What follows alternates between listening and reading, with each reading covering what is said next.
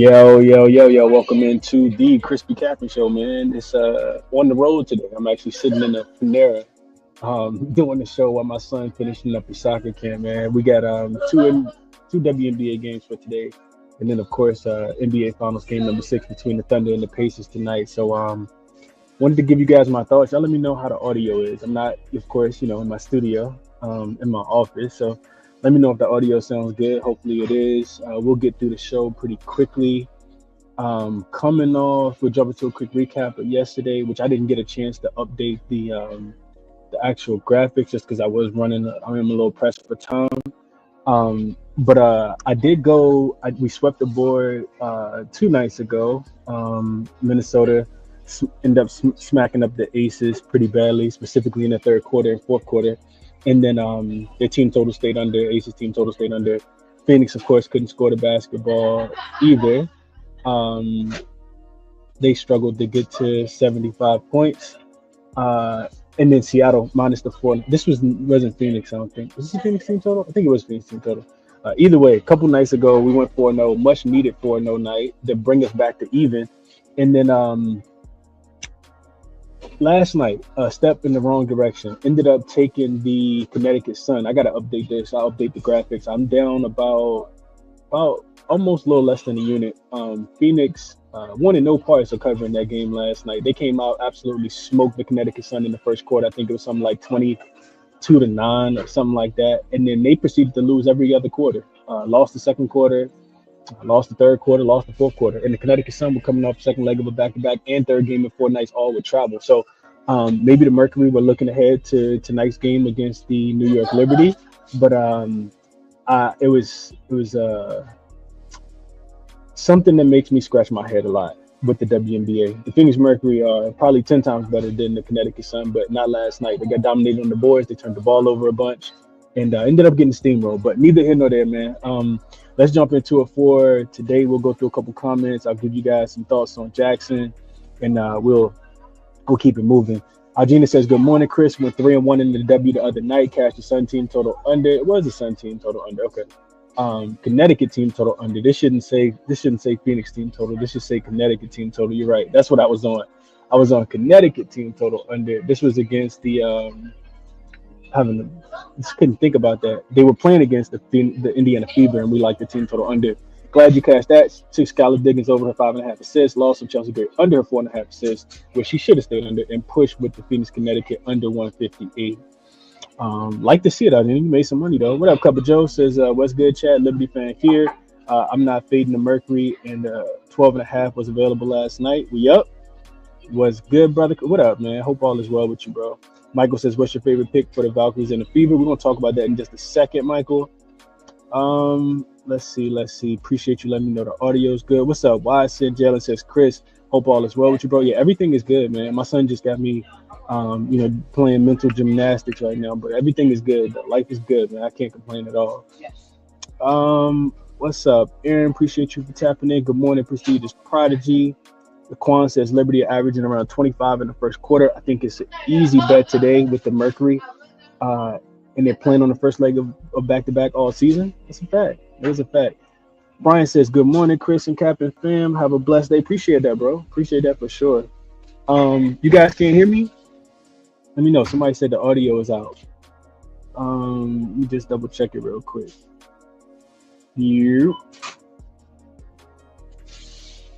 Yeah, saying my audio is good. Y'all let me know if y'all can hear me, man. What's up, Ron? Appreciate you for tapping in. Chad says she got on the Mercury. We'll talk about that in just a second. Malik says you went crazy, my boy. Made some money on the Seattle Minnesota spread. Glad you did. Malik says the audio is good. It's decent. Rick says he can hear great. Gina says it's great. They're making smoothies and everything else in here, man. Appreciate y'all for letting me know that. What up, Vaughn? Let's jump into it, man. Let's jump into it. So, first up, we'll go with, as we always do, we'll go with jaXon, AI sports betting tool that you can use to handicap the games. I'm more so interested in the NBA for tonight, and I'm interested in the total. So I asked jaXon, what are the thoughts on the total between the Thunder and the Pacers tonight? jaXon tells me that the line is set around 221.5. I noticed some money's coming on the under already. This was all the way up to, I think, 224, 225.5 when it opened the other day. So it says key factors to consider: recent scoring trends in the series. Game 5 total. The team combined for 229 points, 120 to 120, 120 to 109. Thunder win with a high-scoring second half of 125 points. Series total. Every game in the series has reached at least 215 points, showcasing a relatively fast-paced for a late-stage playoff series. 99.5 possessions per game, significantly quicker than the last season's finals pace of 93 possessions per game. Offensive efficiency. Both teams have been efficient offensively, with the Thunder ranking 4th in scoring. The Pacers ranking 7th during the season. Tyrese Halliburton's injury impact, which we'll talk a little bit more about this in a second.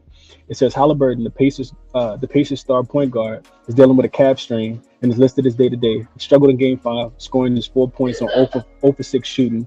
If Halliburton is limited or absent, the Pacers' offense could stagnate, and they rely heavily on his playmaking and transition game. This could lead to a low-scoring affair.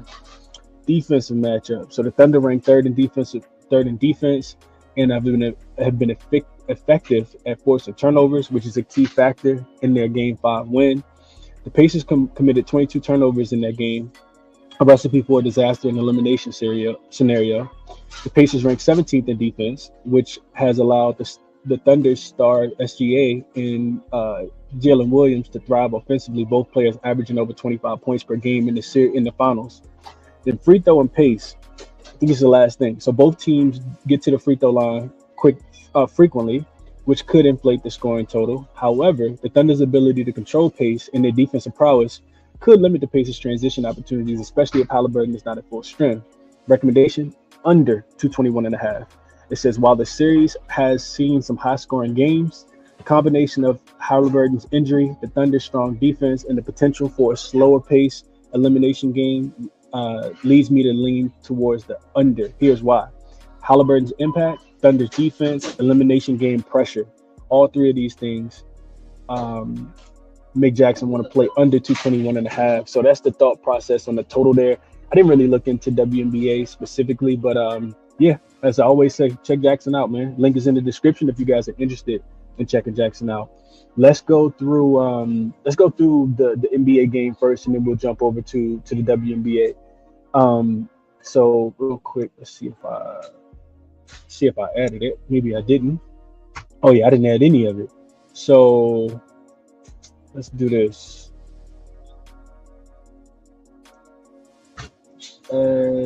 These and oh yeah, you know what? Forgot the busy, man. Hectic.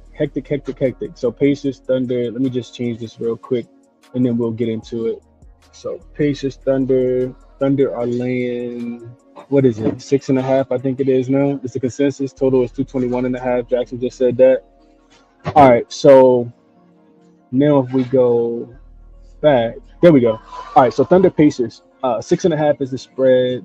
This opened at 4.5. So I mean, you missed the best of the number if you wanted the Thunder, and you think that they are going, not even necessarily win, but not cover, but win. Like the best of the number is gone. I saw BetMGM open this back up at 4.5 as soon as Game 5 ended, and that was the best of the number, man. I do want to be on the Thunder. I didn't play the game, but I do want to be on the Thunder. So we'll go through. You guys can screenshot these, look at them if you want to. Go look at them, on your own time. But here are all of the game recap team stats. But Game 5, a couple things that really stuck out was when we go back to Game 4. Remember the Thunder shot the ball terribly, hit 3 of 16 from the 3-point line. Really struggled in that game. Shot a ton of free throws. Still ended up winning the game and covering the spread, but more so because the Pacers couldn't score the ball in the fourth quarter, 31-17. We fast forward to the Thunder being back at the crib, and they shoot the ball really well. 14 for 32 from the 3-point line, 44%. Also got back to turnovers, which we know that the Pacers, you can see the numbers here, right? If you go back to Game 4, Pacers didn't turn the ball over that many times, 16 in this game. Whereas in Game 3, when they first got home, only 14. They get back to OKC, and boom, the turnovers go back up to 20 plus. 23 turnovers led to 32 points for the for this Oklahoma City Thunder team. So the question you got to ask yourself, at least in my opinion, that 32 to 9 points off turnovers was significant. are the Pacers, especially with Halliburton being listed as questionable, are they going to be able to, protect the basketball? Are they going to be able to limit the 3-point shooting of the Oklahoma City Thunder? And are they going to be able to shoot the three? Because we know if it's a kryptonite for the Thunder, it's typically their 3-point defense. Those corner threes, whether it's, Obi Toppin or, it's Neesmith or Tyrese Halliburton, any of those guys. Pascal Siakam can make them. Miles Turner, who's pretty much been played off the floor, even though he's been dealing with an illness throughout the series as well. All of those guys are capable of knocking them down. I kind of think, and I think it was Nayeli who mentioned this in the comment section after the last game. She said this series reminds me a lot of the finals a couple years ago when the Boston Celtics played against the Golden State Warriors. And I kind of agree with that. I do think that the series is over tonight, right? The Pacers had their heroics in game one, coming back and Tyrese Halliburton hitting that game-winning shot. They blew out the Thunder in game number 4 as well. Well, they didn't blow them out, but they got a big lead in game 3, of course. Ended up winning that game pretty comfortably. But I mean, I do think it's over. I do think that it's over. I also added this. You guys can look at these numbers here. This is the impact of Tyrese Halliburton.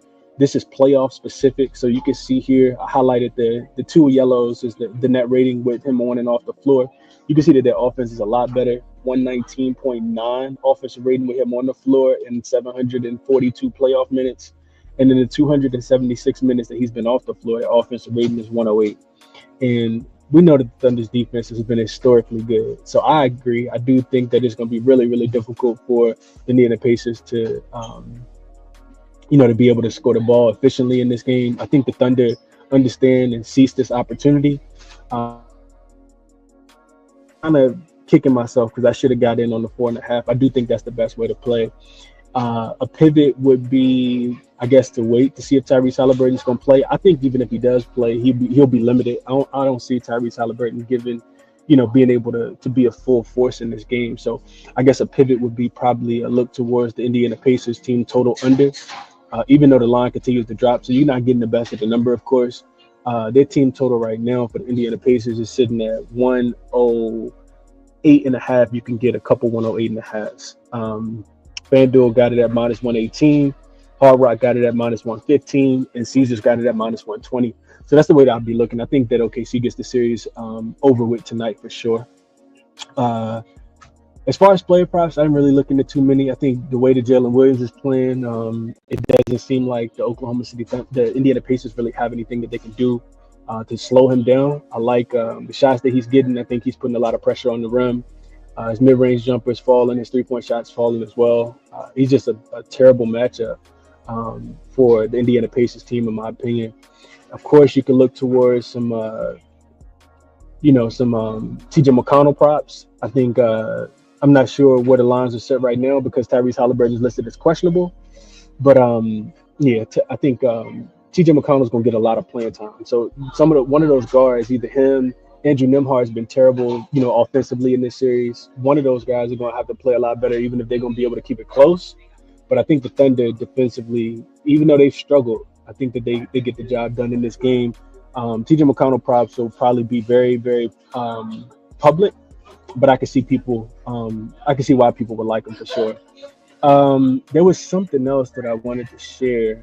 Oh, I didn't highlight game trends. There was a couple that I wanted to share with you guys that I thought was absolutely interesting and necessary to talk about. So a couple that I wanted to talk about real quick, and then we'll move over to WNBA. Let's see. All right, so 4 or 5 Halliburton. All right, so here we go. So OKC 5-4 straight up, only 1-8 against the spread on the road this postseason. They're 0-5 against the spread, coming off a home win in the playoffs. Where they play on the road. I forgot to add that part. So if they're on the road after a home win, they have not covered. The only time that they did cover was the last game that they covered against the Pacers in Indiana, covering by half a point. And that was coming off a road loss. So they have not covered traveling from home to road if they've won the home game. You can see the Pacers 5-1 straight up and against the spread after a loss. I think all that kind of comes to an end of the night. 4-1 to the over, coming off a loss in the playoffs as well. 4-0 straight up. And against the spread at home off a playoff loss. They have not lost a game in the playoffs coming off a loss specifically at home. I'm sorry. And then, on the road because they lost the last one coming off loss at home here. And then situational trends. These were the ones that I really wanted to talk about. You see road favors with 3 wins, so games where they can clinch. They are covering about 56% of the time, 55% to the under. The stronger the line gets, the higher the ATS range goes as well. So when you put the line to 3.5, winning by more than one possession, 60% ATS says that the road team wins and wins the championship in this game is what this stat's saying. Road favors in game 6 of the playoffs in general, 61% against the spread, 65% to the over, and then road favors in the finals with 3 wins, 5-2 straight up, 4-3 against the spread, 4-3 to the under as well. And the biggest one that I really wanted to highlight, I wanted to pull up, show you guys on the as far as the screenshot, is this one here, right? So you got road favorites in game 6 and a chance to close out, right? They got 3 wins. And you can see here, 31-12 straight up, 28-15. That's 65% says that the Thunder win and cover the number tonight. You can see it. I put it there so you guys can see it as well. The total is also a strong trend towards the under, right? 25-16 and 2 to the under. That's 61%. Says to take the Thunder. Says to take the under. That equates to a Pacers team total under. And that's what I would want to look at as well in this game. Let's go through the comments real quick and see what you guys are saying. Then we'll move over to the WNBA. Let's see. Tyler says, morning, Chris. Alyssa Thomas always treats me good. To hear you, no problem. Yeah, Alyssa Thomas, she should have just blown them out. They wanted no part of covering that game last night, though, man. When I think about I actually hope that the Mercury lose by 120 tonight, just because they shouldn't have played with their food. If you really want to beat the Liberty and contend, you got to go ahead and knock out you can't give the Connecticut Sun a chance. And she had to play heavy minutes last night. I hope they lose by 130 tonight, but that's just my thought process. Vaughn says he already got in on the under at 223.5. Good job, Vaughn. I think that's the right side. Chad says live in Indiana, to lose no people everywhere around the world. Level out, we dead. OKC rolls. Watched to see had Pacers money line, but forgot about the Holly injury. What's up, Brian? Says Indy -3 over first half, over 55 first half. What do you think? At home, they've been consistent. I just think that I think it runs out tonight, Brian. I do think it runs out tonight, man. I think OKC hoists the championship tonight. Mark agrees, says he got OKC -6, OKC -1.5, and under 232. I think that's a nice little parlay there, Mark. I like that a lot. Played it on Bovado. So you just need OKC to win by a bucket, and you play under 232.5. So you put the total up, altered the total up a little bit. I like that a lot. What's up, Charles? Appreciate you for tapping in. What up, LJ? Says Shea over 34.5 points in last 4 closeout games. So he's been playing well in closeout games. Tyler says he feels like Mathurin can have a good game. That's a fact. He says, I'm playing it like Halliburton does not play or has less minutes. Over 15.5 points, rebounds, and assists look good. Somebody's going to have to step up. So getting this number at 15.5, I think, is a steal. 29.5 points, rebounds, and assists last 5 games without Halliburton. It's also his birthday. The birthday thing don't really mean that much to me, but I do like the nice pivot away from Tyrese Halliburton. I like that a lot. What's up, Jose? Appreciate you for tapping in. Brian with the $4.99. Don't know. Appreciate you, bro. Says, what's up, Chris? Appreciate the shows all season. Appreciate that for sure. Forgot to even mention Juneteenth, man. Shout out to James, man. Shout out to James. Happy Juneteenth, man, to everybody that's celebrating the day of the free. Appreciate you guys for sure. Appreciate that, James. Happy Juneteenth to everybody. Hope you guys are celebrating and eating good, having fun, enjoying the people that you love. Cuppa Joe says if Holly can't play, plus the 5.5 should be good, right? I kind of agree. Danny says, yo, Chris, what's up? Finally catching a live at work. Hope you're doing well. Appreciate you, Danny. Appreciate that for sure. Mark says also like OKC first half. They should get the job done. I think Indiana's going to give everything they got early, though, Mark. It wouldn't surprise me if they wore down, similar to what we saw in game number 4. Yeah, game number 4, where they only scored 17 points in the fourth quarter. I'll be looking for something like that for sure. TJ McConnell comes out, still in the basketball. Like, none of that stuff would surprise me. You know, they start hitting threes, like, and then, you know, they kind of die down as the time goes on. I mean, it's going to be rocking in Gainbridge Fieldhouse tonight. I do think that. Vaughn says Hartenstein points and assists under, cashed it almost every game this series, not even looking at the rim when he gets the ball. And that's a fact. That is a fact. Niley says, Chris, I'm on the Thunder -6 to finally close it out. NHL done. Today is the NBA on the road, on to the next season. Yeah, I like it, Niley. I think we agree. I think we definitely agree. What up to my guy RC? Since he made a live show, live from Panera Bread. RC. Cover Joe says Nimhard Day on the points and assists with Holly Hurton. Could be it. One of the guys gonna be it for sure. And it's the fact, BJ. He says trends are not the way to look at every game. And that's a fact. That's why you combine it, right? Trends are only one portion of profitable sports betting. You got to be able to use the numbers and make sure they align with your thought process on the game, what your eyes are seeing, what the stats are seeing as well. So yeah, absolutely. Who said? Nobody said that. Nobody said trends were the only way.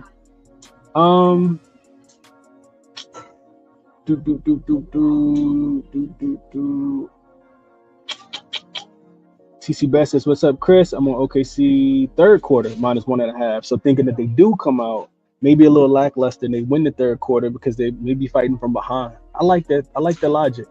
I do like that, TC. I like that a lot.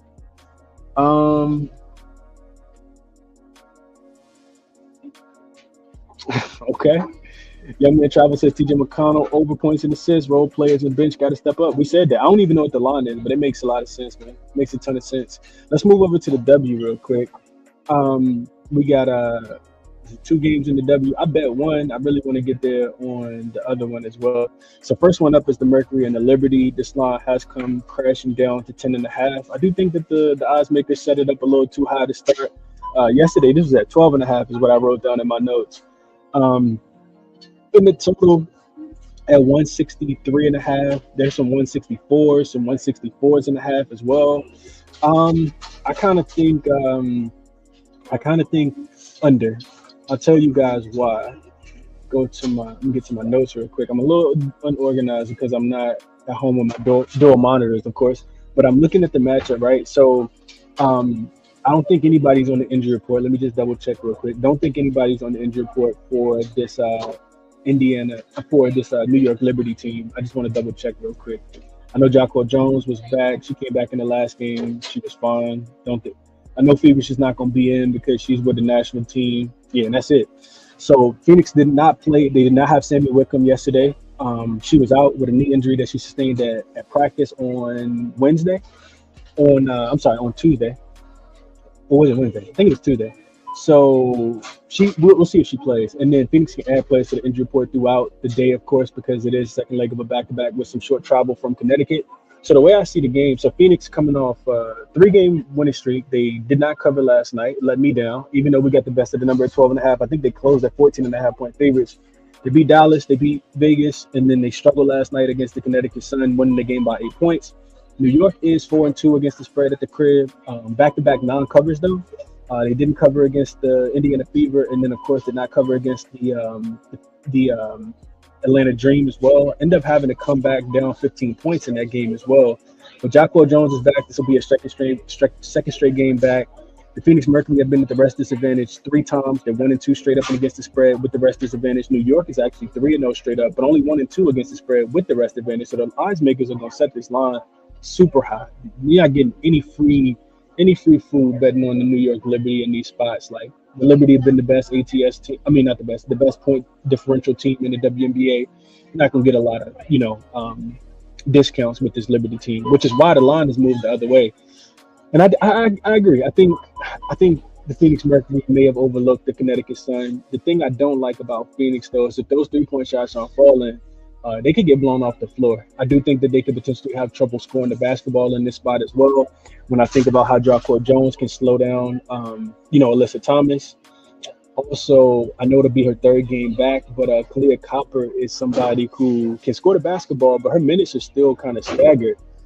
She's not playing full minutes. It wouldn't surprise me if she didn't play full minutes in this game. It'll be her first time playing in a back-to-back all season as well. So that means, Satu is going to have a big game. And, some of those other guards and forwards are going to be able to knock down some of those 3-point shots. So New York has some advantages. One, Phoenix isn't a great rebounding team, which has been the kryptonite for the New York Liberty all season. They're not a good rebounding team. The Liberty, if they could do anything better, is rebounding basketball. Phoenix, a pretty good 3-point defense. We know the Liberty love to shoot the threes. Phoenix hasn't really scored easily. Bottom half of the league in fast break points, points in the paint, and second chance points. If they have a chance in this game, I think it will be because they get hot from the 3-point line, which they can, running a lot of that high screen pick and roll with Alyssa Thomas can lead to some wide open shots for Sabally and Sammy Wickham if she plays. Westfield, she should be out there today.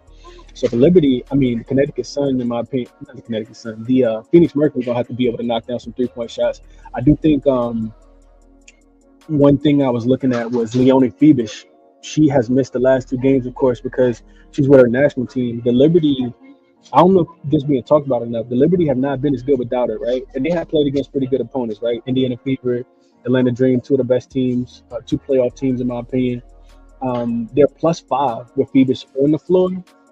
I'm sorry, +5 with Phoebus off the floor. So they're only about 5 points better than their opponents, but a +32 in the minutes that she has played.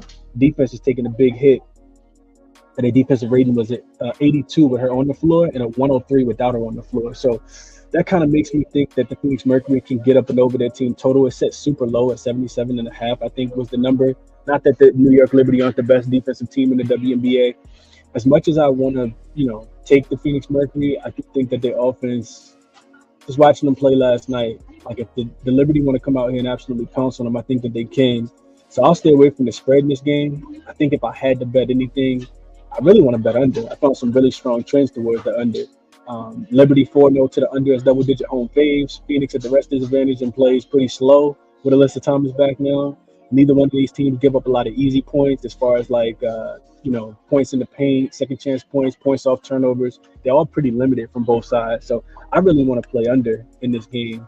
But I'm not sure if I'll get there. Under 164.5 would be my recommendation. Let's see what you guys are thinking. Let's see. LJ says Liberty owe us money, lost the first half last game. That's a fact. They definitely lost the first half they lost the first quarter, first half, and third quarter. It was a while before they kind of got going. Nali says I can see under Chris. Plus when the Liberty face a team they haven't played yet, they win and cover them. The second matchup, they don't. That's a fact. That is a fact. They typically smoke you first. We saw this with the Valkyries. We saw it with the Mystics. That's a fact. Even though jaXon didn't play in that Mystics game. jaXon was not a part of that Mystics game. Mel says Liberty cover, Valkyries win. Yeah, I know, but that's what I'm going with. UCapper says Satu and Copper bounce back. Satu did not score the ball well. She did have 15 boards, I think, last night. Kalia Copper, her minutes scared me, RC. Like, they're not playing her big minutes yet. We'll see what Tibbetts does. I do like him as a coach. We shall see, though. We shall see. Brian said second half under Phoenix. They ran out of gas. I don't even think they ran out of gas. I just think that they let the Connecticut Sun play harder than them. I watched the game from tip to ending. And if you had a chance to watch the game last night, man, it was super frustrating to just watch them give up offensive rebounds. They also just turned the ball over a lot. Like, Connecticut's not a great defensive team, but for whatever reason, they locked them up. And if Connecticut can lock you up, the New York Liberty come out here and play with the level of intensity that they are capable of on the defensive end. I think they can lock them up as well. So it scares me to want to play over. Like I said, I think it's a little bit more of an under game. So I couldn't talk you off second half under. Could not talk you off. UCapper says rebounding struggles because AT missed some games. Kalani Brown will be available today. That could help. Beaver's defense is a difference maker. That is a fact because she's going to be needed. She would be needed to slow down a Kalia Copper for sure. They could also put her against Sabally as well. Bring Maureen Johannes, who won't play defense at all. That's a fact. That scares me from playing the under 2 RC. And I watched that Liberty game against the the Atlanta Dream. The New York Liberty bench without Phoebus, you got Birch out there. They scored 4 points. That's scary too. When you score 4 points, that's not a lot of points, man. I need a few more from this New York Liberty bench. RC says he took the over 161 last night. Mark says I kind of want to go under. 777 says Kalia Copper back. Phoebus AFK. Call me crazy, but taking the dog is worth it. If AT clamps Sabrina? Mercury money line, regardless of back to back. I can't quite get there. I understand it though. All right, she says Liberty play with the fastest pace. Mercury paces up with clear Copper. Offensive rating with Copper and AT is up there. So this is where we have some pushback, Garcia, because I was on the Phoenix Mercury and the Aces over on Sunday, and I watched the Mercury not be able to make a shot in the second half. And that's kind of what we saw last night too. We'll see. We shall see. I kind of want to go under 164.5, and I guess we could both win. I haven't played it yet though.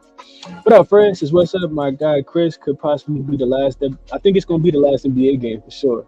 He said something told me over 7.5 first half.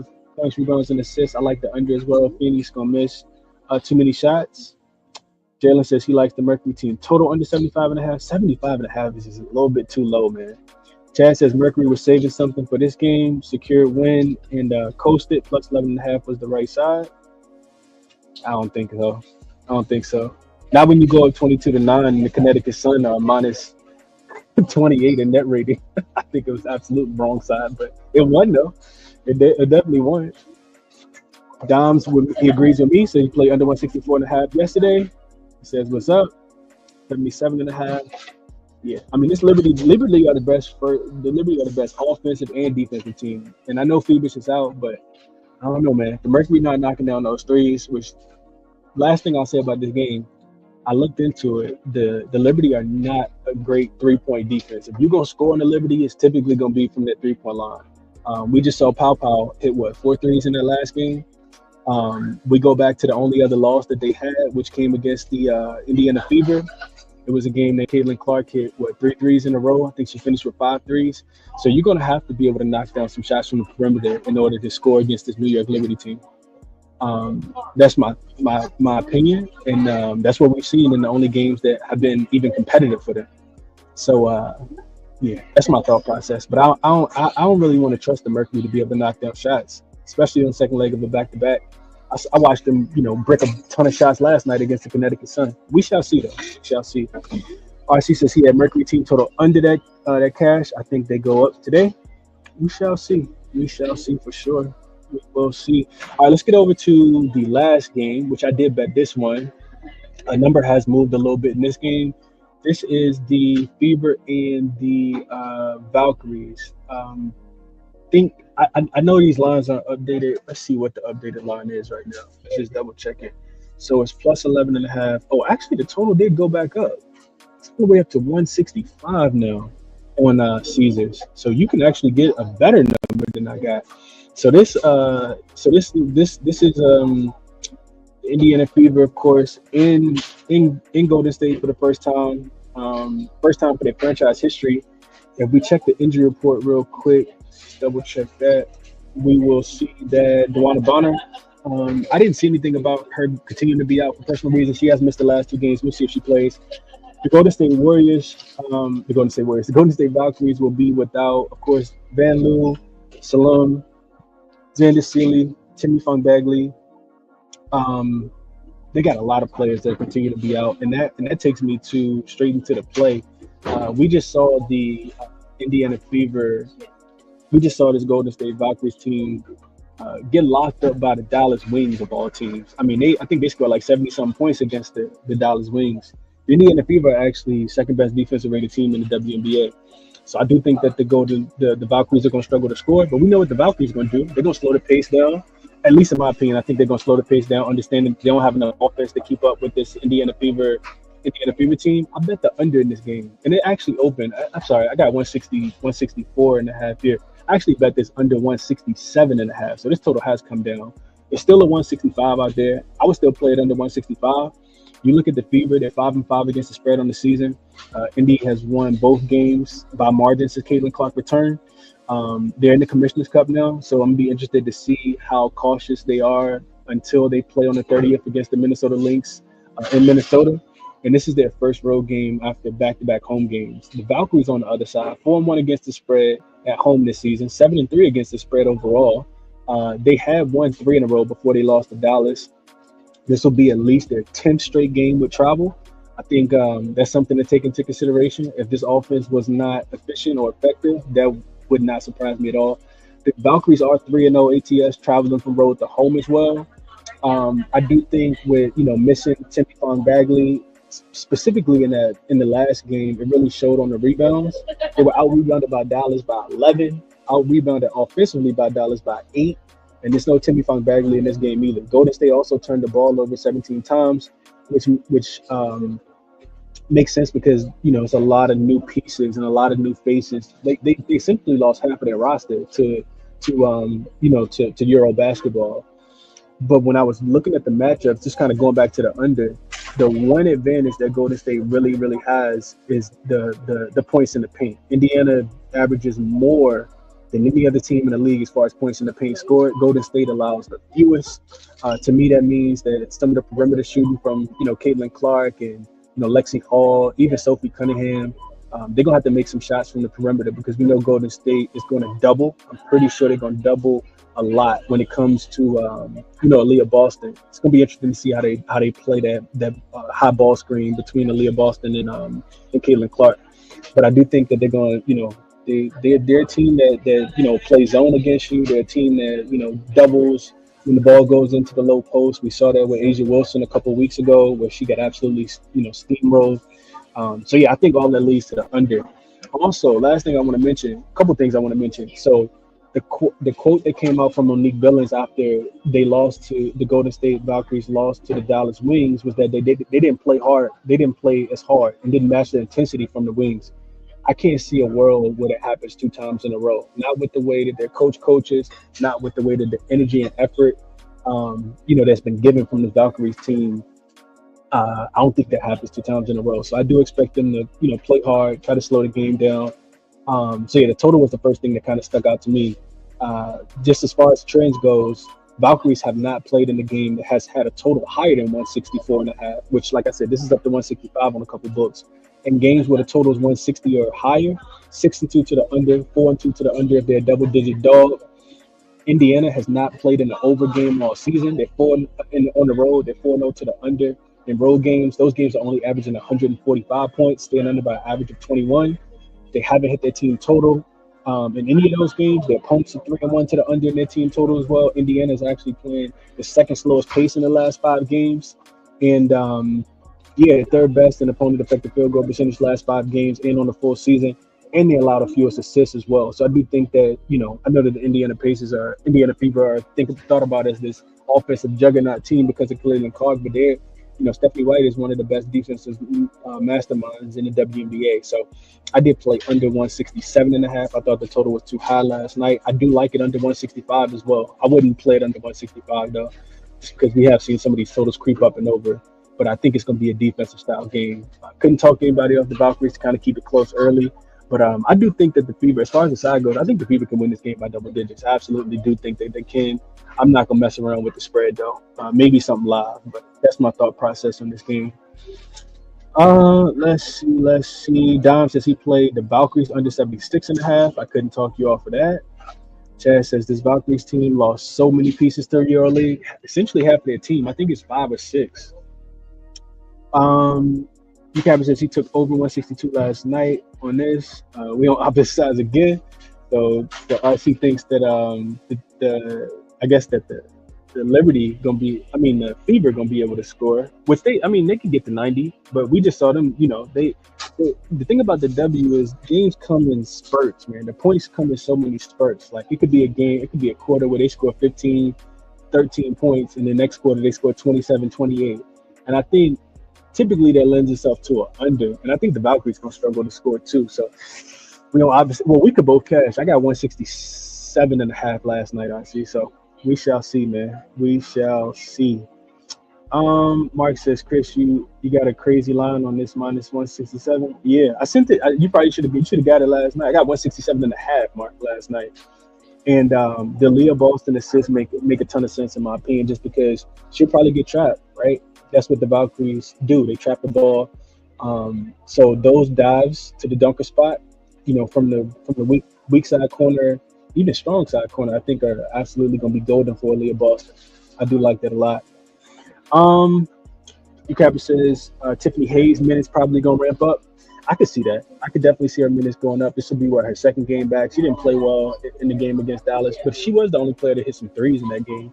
And I do think the points in the paint really were the thing that sold me here because the Fever don't shoot the ball. I think I put this in the write up that I sent out last night. The Fever don't shoot the ball well from the 3-point line on the road.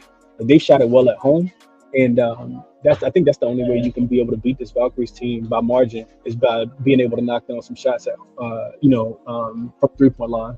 They really, really struggle with that. We shall see how it goes, though. Dom says, I don't think the Fever have any interest to run up the score, especially with Vegas on deck. I could agree with that. I mean, I don't think they will try to go out here and not score either, but I think I like Stephanie White as a defensive masterminded coach, and Fever will struggle, I think, to score at different parts in this game.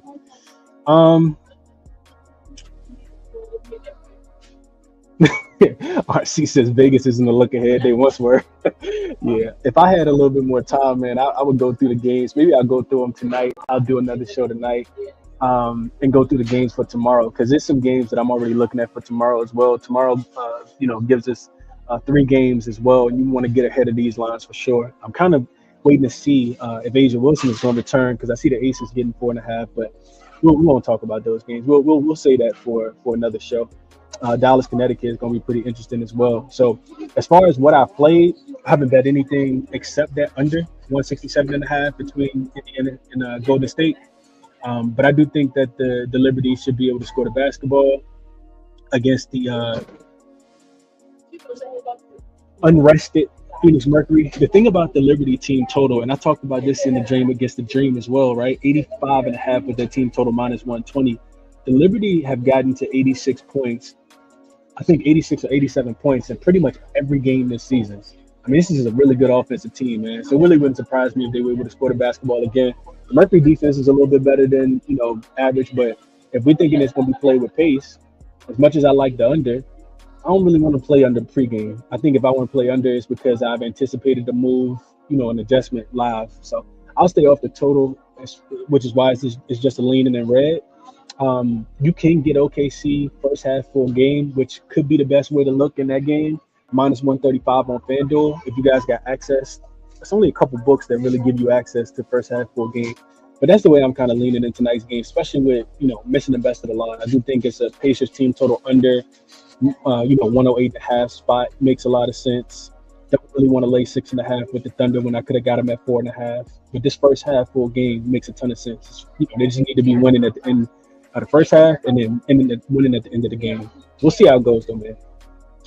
Best of luck on whatever it is that you guys are betting today. As far as resources, they're all listed here. Of course, the referral link for all official plays when I make them is in the description of the video, along with the link to jaXon, the link to Outlier, the link to Moneyballer as well, and OddsJam if you're looking for a live screen page to find the best number. Check these out, and that'll be the show, man. Probably end up doing a show. Tomorrow's Friday, right? Yeah, so I'll probably end up doing a show tonight, maybe another show the night before. Maybe another show tonight before the NBA game starts. That way we can get ahead. Last time we did an early show, we cashed. So I'll probably do an early show and play some of these bets as soon as we get injury confirmation for tomorrow's game. So best of luck. Hit the like button, put me on your way out if you can. Happy Juneteenth to all my people as well. And I'll catch you guys in the next one, man. Enjoy the day. I'll catch you guys a little